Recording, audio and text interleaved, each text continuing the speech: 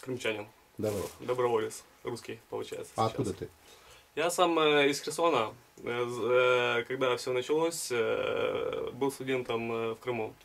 Вступил в казачество и начали вот мы русскую весну, в общем. Угу. Там сделали, потом мой атаман сюда приехал, ну и я как добровольцем сюда тоже приехал. Уже получив русский паспорт, сейчас получается русский доброволец. Вот так вот.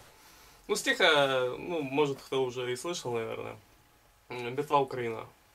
Читай.